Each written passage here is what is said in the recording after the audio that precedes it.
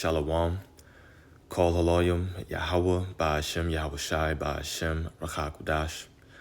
Double honors to our apostles and elders of Great Millstone, and peace and blessings to the elect. Yeah, so amongst everything that's currently going on right now, I just wanted to shed some light on what this guy is about to say. These flesh-eating screwworms that have now entered Babylon the Great. So just more plagues that the Lord is bringing upon this place. And this is one of the big signs, of course, that we are to look out for as the scriptures talk about famine. Famine coming to this world. And it's going to affect a lot of people. So let's check this out, and then we'll grab some precepts. Big news right now, the first case of flesh-eating screwworm has been confirmed in South Texas. This could devastate livestock, devastate animals, rise prices. Screwworm had been eradicated in the United States since 1966, and Trump officials had rebuffed and essentially told state legislature officials that they were crazy when they were sounding the alarm about the screwworm. Well, now we have an outbreak in South Texas. Brooke Rollins, the Agriculture Secretary, confirmed that the flesh-eating screwworm has been found. Now, she says it's been 100% contained and the nation's food supply is 100% safe. But Texas officials are sounding the alarm. They say the federal government isn't doing enough. Now, farmers are urging the White House to declare a national emergency over this because if this screwworm outbreak grows, it could devastate livestock in the United States, ultimately soar beef prices in the United States. And what ends up happening is you're going to pay more. Livestock herd could be decimated. You could pay more. Very serious situation. Spread the word. Follow for more. Yeah, so many things happening. Short video, but a very alarming one. As we know that we're entering into the time of Jacob's trouble, you can't forget about the hantavirus still out there, Ebola still out there, and now you have this flesh-eating screwworm that's, in his word, devastating the, livestock and the crops out there in Texas.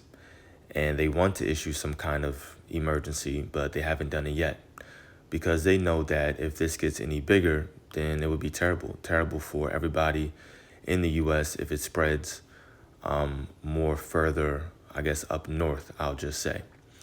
And it could happen.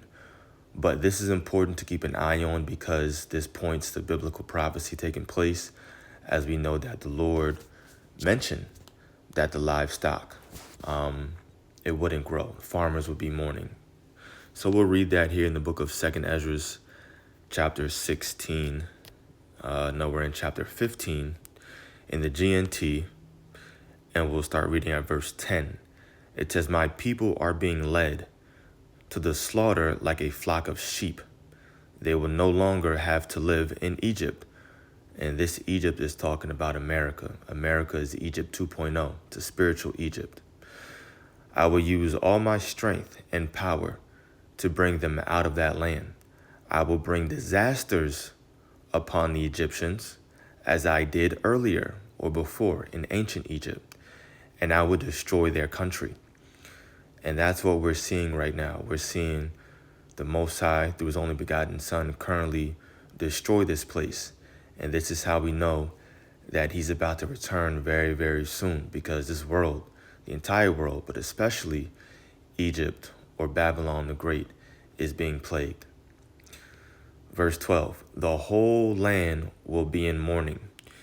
It will be shaken to its foundations when I, the Lord, strike it and pound it. The farmers will mourn because their seed will fail to sprout." And I think currently too, as of like a week or two ago, then they're saying that there's this random fungi that's messing up the crops all over as well. So the farmers are definitely warning, and they've been sounding the alarm ever since this war with Iran started. So it says the farmers will mourn because their seed will fail to sprout, and their trees will be destroyed by blight. It's a plague, basically, a fungi, hail, and terrible storms. The world and the people in it are doomed. So if the crops don't grow, the trees, plants, they're not sprouting, that brings about famine. And we know that all of this will take place. All of these things have to take place before Yahweh Shai returns. And no one is going to be saved or caught up, and then all of a sudden this tribulation takes place. No, the elect are going to have to go through this time of trouble as well. But it's not anything that we shy away from. We actually are praying that the Lord makes this happen very soon, because there's no other way to make it into the kingdom of heaven except that we go through it.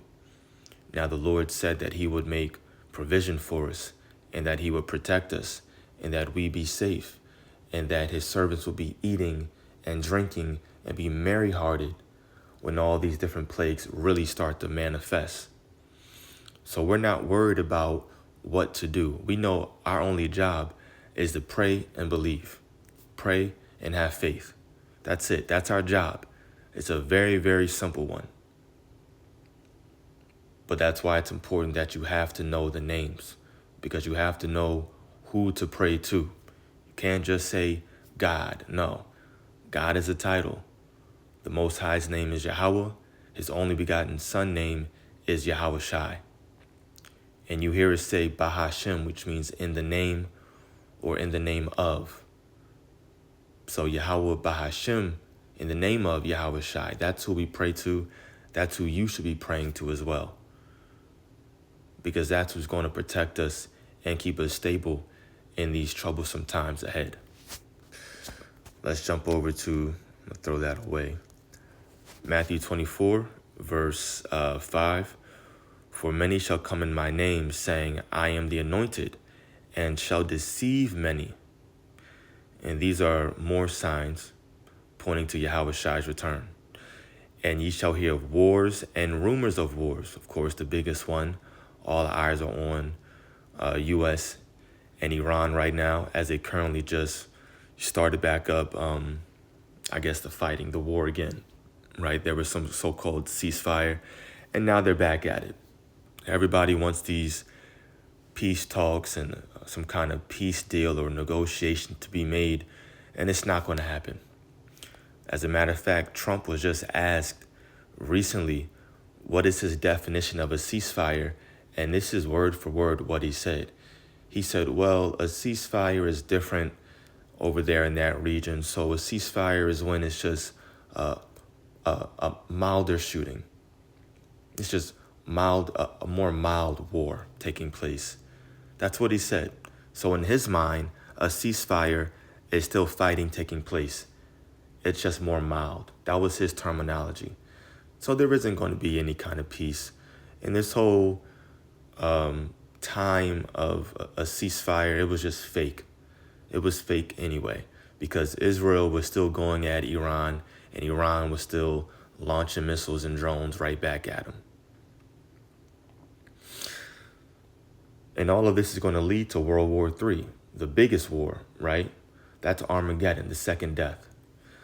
But verse 6 continues on to say, see that ye be not troubled, for all these things must come to pass, but the end is not yet. For nation shall rise against nation, and kingdom against kingdom, and there shall be famines, and pestilences, and earthquakes in diverse places. All these are the beginning of sorrows. And I think yesterday it was some part of California just saw like 2 back-to-back pretty big earthquakes. So we're not seeing all of these different isolated events. We're seeing all of these end-time prophecies or events happening at the same exact time, back to back, one after another. It's an earthquake here. It's more wars over here. It's a plague over there. Now it's a flesh-eating worm. I mean, it's all these different things happening. The Lord is definitely destroying Egypt right now. And your job is to see this and realize, okay, Yahweh Shai is about to return. He's giving me the signs. He's letting me know that he's on his way. Let me prepare myself spiritually. So your job is once again to pray and have faith, pray and believe. Continue to ask the Lord to increase your faith, to strengthen your mind, to comfort your spirit. because we don't have to prepare physically. Of course, you go to the gym, you exercise, you stay in shape or whatever, but that's not what's going to hold us over and keep us stable in Jacob's trouble. It's the fact that we've put all of our trust in the Lord, and therefore he's going to look back at us and say, okay, that's a servant that I want to protect. And that's what's going to be done. So we just have to believe that. That's it. It's very, very simple. The scriptures talk about the simplicity in Yahweh Shai. Well, there it is. You pray and believe, you'll be protected. You'll be fed. You and your family, Lord's will. Myself and my family, Lord's will. So on and so forth. So anyway, that's it. I pray that this was edifying to the elect. Just continue to watch and look out for Yahweh Shai's return. Kol Haloyim Yahweh Ba'ashem Yahweh Shai Ba'ashem Rachak Udash. Shalom to the elect.